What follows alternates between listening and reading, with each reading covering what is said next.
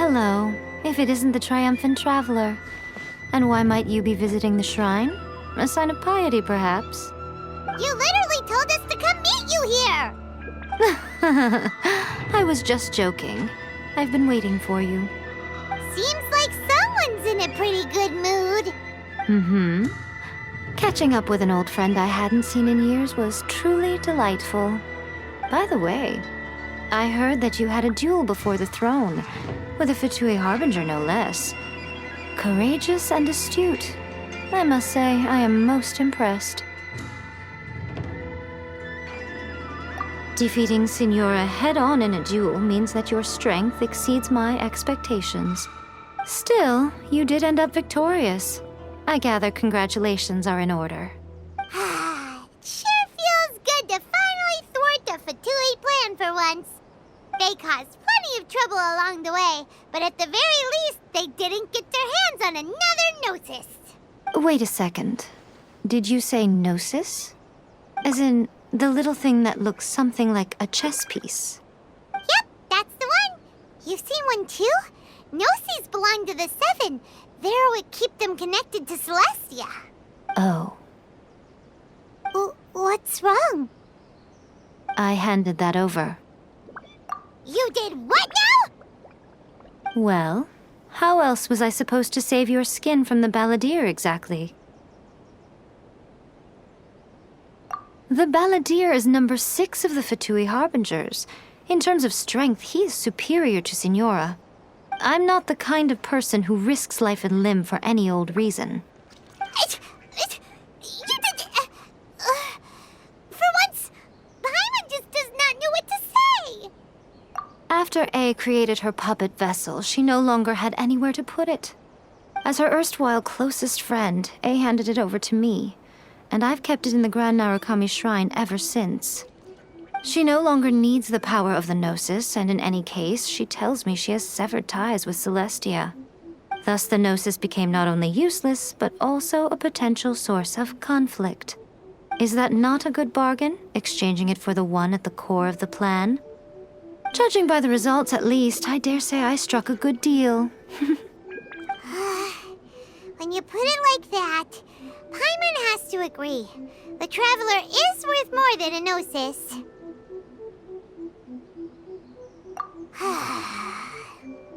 Well, what's done is done. And I hardly think we'll be getting it back now. Let's leave the past in the past. So anyway, you still haven't told us why you called us here today. It's to thank you. Really? You intend to travel all over Teyvat, and the time has come for the Inazuma leg of your trip to come to an end, has it not?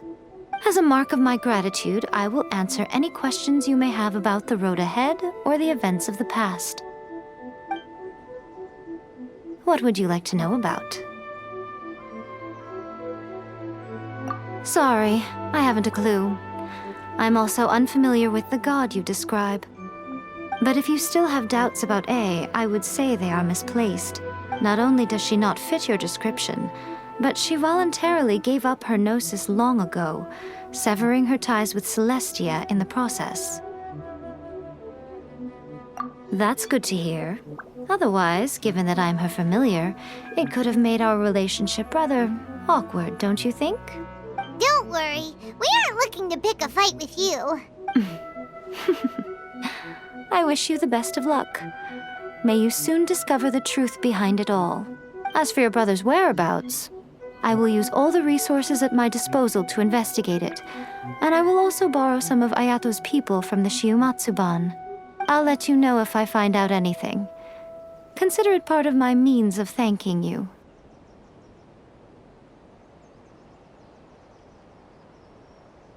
After leaving Inazuma, I think it would be easiest for you to go to Sumeru. Ooh, Sumeru!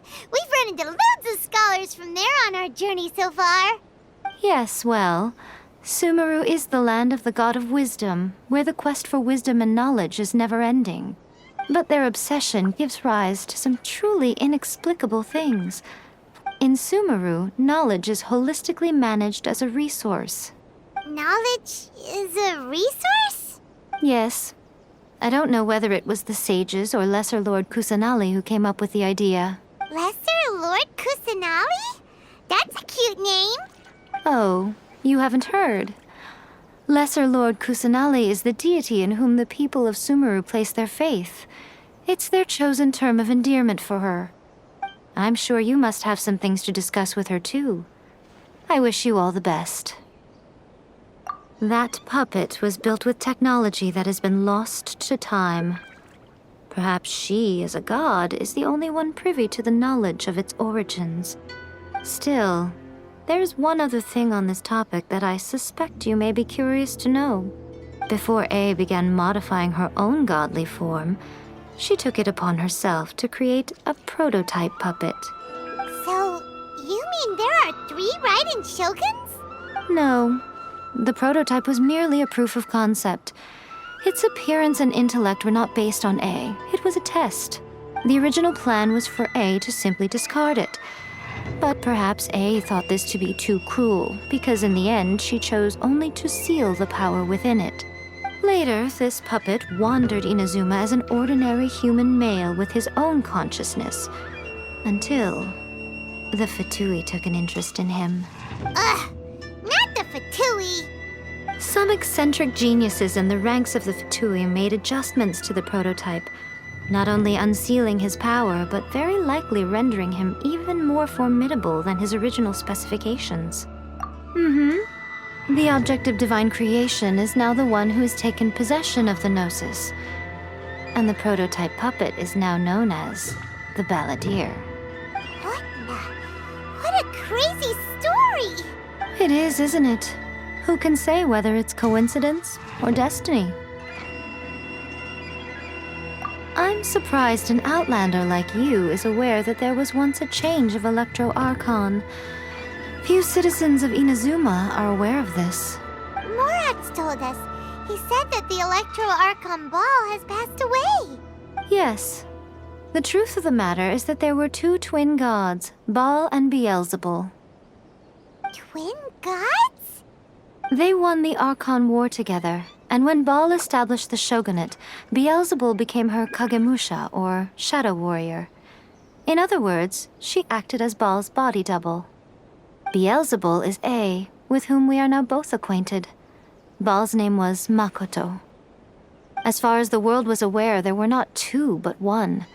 They complemented each other, and they ruled Inazuma jointly, so there was no need for the public to know the truth. In fact, the name Baal and the title of Raiden Shogun was understood to refer to both of them. Right up until... Until what? Makoto died several hundred years ago in a war that I was not personally involved in. Since then, A has assumed the shogunate. Losing her sister must have been super hard on A. That was when A began to change. Makoto was her greatest loss. Paimon feels like she understands A lot better now after finding that out. So what kind of god was Makoto? I didn't spend a great deal of time with her, but my impression was she was a gentle god, who in each moment cherished the beauty of what was before her. Wow.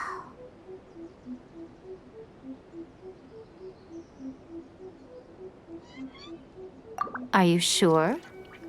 Okay then. Oh, Traveler, do you still have the omamori I gave you? Keep it safe. Is that all you intend to do with it? There was me thinking that you might hang it around your neck to show off to the world, telling everyone who inquired that it was given to you by none other than Yae Miko, the wise and beautiful. Who in their right mind would do that? Okay, I'll stop. Now, a question for you. Traveler, what is your ambition?